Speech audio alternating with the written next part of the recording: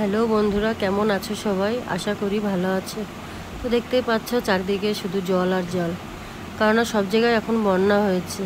এখন সব জায়গায় তো বন্যা হচ্ছে, তো এদিকে দেখো মাঠ সব জলে ভরে গেছে। আর একটু জল বাড়লেই জলটা রাস্তায় উঠে যাবে। তো এখানে অনেকেই সব মাছ ধরছে, ঠিক আছে, কেউ জল দেখতে এসছে, বিকালবেলা সব আসে এখানে জল দেখতে।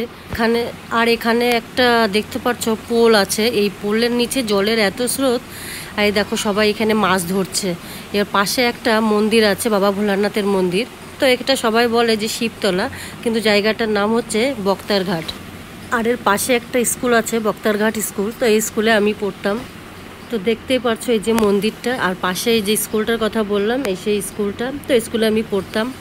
তো আমরা এখান থেকে সোজা চলে যাব বাজারে। তো বাজারে যাওয়ার পথে দেখলাম বৈষ্ণবপাড়া একটা খুব সুন্দর মন্দির। তো এই মন্দিরটা ভাবলাম তোমাদের সঙ্গে একটু শেয়ার করি। তো পাশে একটা দেখতে এখানে রয়েছে প্রভু চৈতন্যদেবের একটা মূর্তি।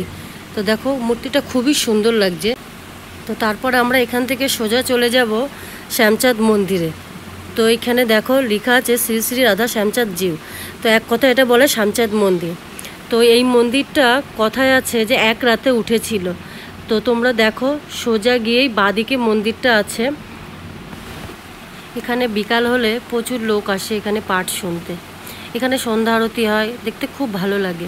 এই যে গম্বুজের মতো মন্দিরটা দেখতে পাচ্ছ, এটাই মেন মন্দির। এখানে আরও অনেক মন্দির আছে। এখানে একটা মন্দির আছে, পাশে আছে বাবা ভোলানাথের মন্দির।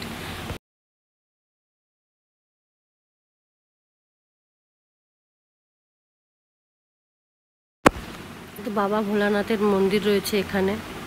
তো এরপর আমরা চলে যাব মেন মন্দিরের দিকে। তো সবই মেন মন্দির, ভগবান তো সবই সমান। তো এখানে একটা মন্দির আছে।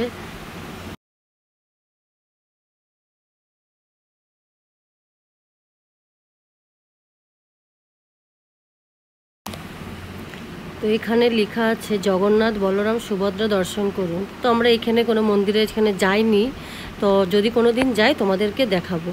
তো তারপরে এখানে গেলাম। এখানে দেখুন মন্দিরটার উল্টো দিকে এখানে পাঠ হচ্ছে। তো দেখতেই পাচ্ছ এখানে সন্ধ্যা না, বিকালের পর থেকেই প্রচুর লোকের সমাগম শুরু হয়ে যায়।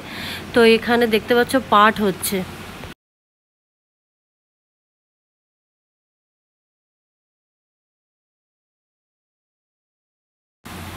তো এরপর এখান থেকে বেরিয়ে আমরা গেলাম যে মন্দিরটা তোমাদের দেখাচ্ছি, ঠিক তার পাশে আরেকটা মন্দির আছে।